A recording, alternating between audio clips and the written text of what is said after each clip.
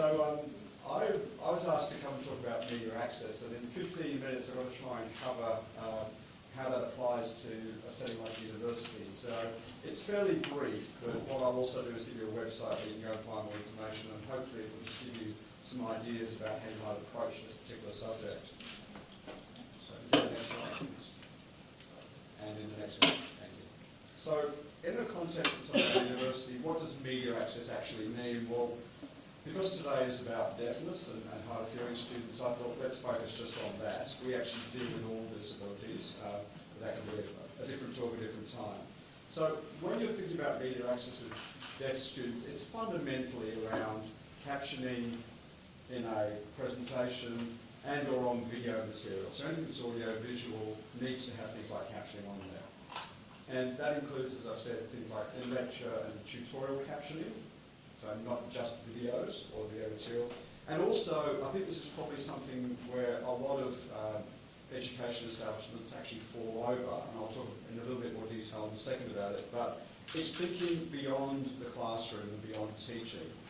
So the way I describe it is a student or a prospective student engages with you when they're thinking about, oh, I might want to go and do a course somewhere. And that's where you've got to start thinking about these issues, whatever the disability is. So I'll talk more in a second. And digital presence, which is sort of a subset of that, what I mean by that is things like social media. So a lot of organisations now are using Facebook, Twitter, LinkedIn to actually connect with people. Those things all need to be looked at from an accessibility perspective as well. And before you all start panicking, we have lots of free resources to explain all these things, so what you can do and how you work around little problems and that kind of thing. So what do we actually do? For those people who haven't actually heard of Media Access Australia, some of you may be familiar with our old name, which is 10 years ago now, which is we were the Australian Caption Centre. And what we actually did was they became Red Bee Media. We sold all our captioning businesses to them, and we continued on the charity work that we do around access to media. So we actually work with everybody. So the industry, government, education establishments, consumers, consumer organisations, to make media access happen. And since the Australian Caption Centre days, we've actually expanded to do pretty much with all disabilities. So we're traditionally coming from a deaf, hard of hearing background, we're now kind of dealing with everything. Although a lot of the work we do is around deaf, hard of hearing and vision impairment. Our big thing is we're all about practical, mainstream technology. So it's, iPhones, Samsung Galaxies, tablets, anything you use out there, that's what we deal with. We're not a supplier of things like captioning, and we don't do Auslan either. So there are lots of people doing those sorts of things, and we have contacts with the services and those, but we don't actually do it ourselves. Most importantly, what we do is all based around data, evidence, world's best practice. We have fantastic connections across the globe, looking at all the issues of media access, and we will pick up on new things that we develop, new products, new ways of doing things. And there's actually, I was asked to talk a little bit about legal stuff, and there's one case I'm going to bring up from America, which is just a couple of months old, which is quite important to universities. So. And what we also do is practical training and advice, and that's across all of that field of digital accessibility. So not just deafness, but also things like blindness and physical disabilities as well. Okay. So in this quick presentation, what I thought I should next do is actually look at what are a couple of the key trends that impact on universities and access, and how you might deal with those. So the first one is that case that I mentioned just a second ago, and that's actually a case that comes from America, and it's where the National Association of the Deaf, who've been incredibly active in actually pursuing things through litigation. The Americans like to sue people, that's how they get things happening. So, for example, some of you may be aware that Netflix has launched in Australia, and Netflix was actually 100% captioned from day one. And that actually came originally from a major court case that I had some involvement in America, where the NAD sued Netflix. They made a stance to go ahead and actually do the captioning on that. This particular one, which is very relevant to the university sector, is where the NAD a couple of months ago sued Harvard and MIT, so two very large, prestigious tertiary institutions in America, over their MOOCs course, or their online learning courses. And basically they were saying, you're not providing captions on those, they're not accessible. Now, that has just started going through the litigation process, and at this stage there is a general acceptance that they have a case, and this is fundamentally done under the Americans with Disabilities Act. And it's very much, as Judy was saying before, it's similar to here, where organisations have to accommodate everybody. And they picked on these two because they're very well resourced and they have a large amount of MOOCs courses and lots of people use them. So there's not going to be some attempts at justifying not making it accessible. Oh, we're just a tiny little college in the backwoods of America. And these are massive international, well-resourced organisations. So the impact on the university world in general is this will be a test case. So whatever happens out of this will start to flow through universities internationally. And I think something else to always remember is that all universities now, including those in Australia, are incredibly interested in international students. They're an important income source. And some of the things I'm talking about today actually impact on the ability of the university to attract international students. Because if you actually think about who else might use captions apart from deaf and hard of hearing people, the next biggest group probably is people for whom English is a second language. So if you're trying to attract international students, particularly in courses where the English requirements aren't as strong, having captioned material actually helps sell to them because they can understand things more easily. So when you, so that's the first factor, is the legislation one, or the litigation one. The next one is people out there in university land are actually doing this stuff now. So if you're operating in a competitive market, which you are as a university, you've got to make sure you don't fall behind. Because if you're trying to attract deaf, hard of hearing students, other disabilities, if you don't offer these facilities, they will go elsewhere. And I would say the slowest at picking up on these kind of accommodations are, excuse me, what we call the sandstone universities, so the old established universities, and the newer ones, and I would assume that this university is one of those newer, funkier ones, tend to be more aware of these issues and actually deal with them properly.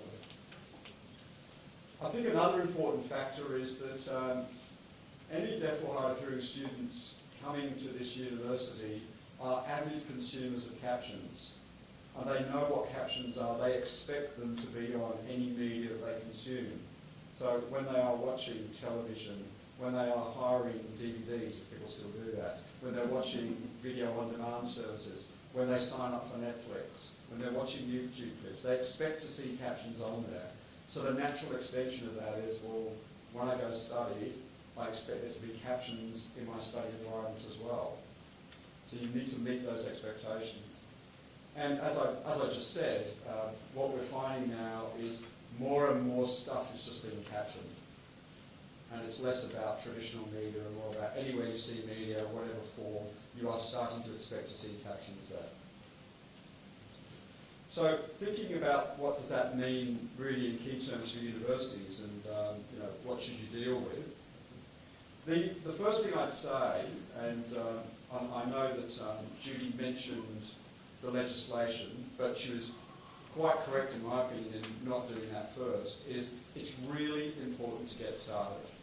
When you often look at disability accommodation requirements, it can seem quite overwhelming, particularly if you start going to read the different acts or look at the different standards and things that are in place. I would always say to people, get started. Because once you get started, you'll actually progress quite rapidly. And you'll find it's not actually that hard. And you can do things in little chunks. So what sort of things should you do with that? Well, for me, the easiest service for a university to look at first is captioning, because there's a lot of captioning providers in Australia and there's a lot of material around. And what you need to do first probably is say, well, what's internal captioning requirements versus what's external? And what I mean by that is internal stuff is like we have today. So we have a captioner there who is providing captions for this event. And similarly, tutorials, lectures, those kinds of things are internal captioning. External is, what's the stuff that they're watching on video? What are you using as teaching materials that comes from outside? Does that have captioning on it? And a lot of it does. So you need to be building that into your checklists for what am I selecting as video material to use in courses, for example. Very easy to do. The absolute number one, so anyone who works in captioning will tell you, do not rely on YouTube auto captions. They are crap. That's the way I always say, because they are. They're awful. And I would also say that, so this is a name and shame moment, the orientation video on the Griffith Uni website uses YouTube captions. So go and check that and fix that, please. But that's the first thing I did, because I wouldn't have a look. So now hopefully you won't go out and sue anyone on that, because they're going to fix it. But, the other thing about it is that university is not just about teaching time, it's also about the orientation process, the enrolment process. It's even before that, which is when people are starting to look at what kind of courses they're going to do. So in one sec I'll talk about that. But you know, that's get out of the mindset that university access is just about when you're teaching someone. That's a part of it. And then the other thing I'd say to you is, as part of the Get Started philosophy, is just start trialing things and tell people what you're doing. Every disabled person I've met has always been incredibly accommodating, helpful, forgiving of little errors that you make. As long as you're saying, we want to do this properly and we need your help to sort out the problems that we have. They'll go out of their way to help you, but you've got to tell them that's what you're doing. And the other reason it's a good idea to tell people is what you're actually doing then is making a public commitment. So then the powers up high in universities, if there's a public commitment made to all these access things, they can't wriggle out of that. They've got to help you with that. They've got to help fund things where it's needed and support it. So I think it's really important to tell people you're doing things. But don't get fixated on guidelines, rules, all those things. Just get started. So how do you make it work? Well, as I said, for me, the experience starts, I've got a marketing background, so I call it the journey to coming to university. So it starts about the day where they're sitting there going, I think I want to go and study university. So what do they do to do that? Well, they start looking online, they start asking people, they might come to orientation events and other things. And at each one of those points, you need to make sure that you're dealing with accessibility. I have a son in year 12, and we went and did a bit of a tour of some universities in Sydney from last year. Now, he's not hard of hearing or anything, but of course I walked in there with a professional eye, and none of the video material they were sending to people, none of the orientation sessions or anything were accessible in any way. And I just thought, if I was deaf and I came along to here, I'd be sitting in a great bit of information even about these things, and I'd have no idea what's going on. Because there's no captions or anything, and no one's even thought about it. But they have lovely little disciplinary action plans all written out and everything else, but they haven't thought about it at that level. So I would say, you don't have to do all the information sessions. Maybe just start off doing one of them and tell everybody which one that's going to be, so that people who use captions can go to that one. And then get the feedback from it. I'm sure you're all experts in digging up bits of money that are lying around for disabled students, so use those around these services. And think about using them for things like orientation as well as just lectures. And any information and videos you do, as a matter of course, should just be captioned, and don't rely on YouTube captioning. And as I said before, for all those international students that are scouting around looking which university they want to go to, having captioned videos does two things. Firstly, it helps them probably better understand what you're offering. And secondly, captions push your videos right up the search engine ratings. So if there's any marketers in the audience, or if you're talking to any of the marketers trying to sell these courses, just say captions equals SEO, which is search engine optimization. And they'll be really interested in that. Okay. So some final thoughts on this. So the first thing I'd say to you is, if you're going to do this, and I think the short answer is you have no choice, but if you are going to do this, embrace it properly. So don't just think of it as some kind of tokenistic thing that I might just try. You need to actually do it properly. And what I would do is treat it as a niche market. So you say, okay, within our university, we've got lots of different types of students. One of those groups is deaf and hard of hearing students. So what do they need? What do they do? Where do they hang out? Where do I find them so I can get feedback? All those kinds of things. Start with simple stuff. So just put captions on the videos to start off with. That is incredibly easy to do and not very expensive at all. And in some cases, you can actually do it yourself. And we actually run some little courses on how to do that if you're really interested in that. Although I will say, anything that's going to be going on the main university website that lots of people are going to see, get that captioned professionally. It will cost, somewhere around about $15, $20 per minute of video time to do that. So, university videos aren't usually that long.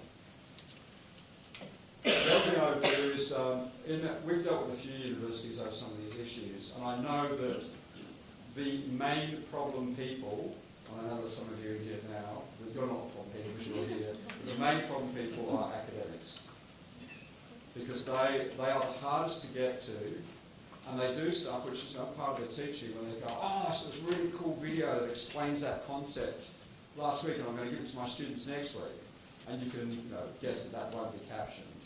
So you need to actually start getting to them right at the beginning of semester time, saying, have you got stuff that you know you're going to use? Do you know how to just look up to see whether something's got captions on it or not? Because lots of things have captions on there. So find the ones that are more interested and use those as the shining examples. So I'm hoping all the academics here are going to be the shining examples to go and persuade their colleagues to fix these things up. And we actually run a little education campaign which is aimed at schools, which is called Cap That. And that has a really, really simple message. And that is that whenever you watch a video or watch the TV, turn on the captions. And that applies equally to tertiary institutions as well. So you're going to watch a video, turn on the captions. And everybody can just enjoy it. Okay? It doesn't matter if you've got deaf people in there or not. You don't need to worry about that. Just turn them on. And everyone can use them. The other thing I would do is, I said to you before, disabled students are really good because they'll give you feedback. And the thing I've also found about deaf people is they are incredibly blunt. They tell you like it is. And that's really useful because if the service you're delivering is not quite right, you want to know that it's not quite right. And this is how you should fix it. And they have great experience of dealing with all sorts of services out there in the world. And they will be able to tell you what works, what doesn't work, and things that you can try. And what you end up then is with a group of passionate supporters where if you need to go and lobby the Vice-Chancellor for a bit of funding to do something, you have a ready protest group there, if you like, will go, yeah, we need this. They're doing great things, but they need a little bit of assistance with this, so go and do it. And my last point to you is get started tomorrow. Just get started, most important thing. If you want any more information on things, you can email me, or that's our main website. And of course that website is fully accessible, that's what we do. So it meets the international standards that are required for web accessibility. And you'll find lots of information on there about technology, about getting started, little resources and everything else. And of course all the videos on there are captioned. So thanks very much.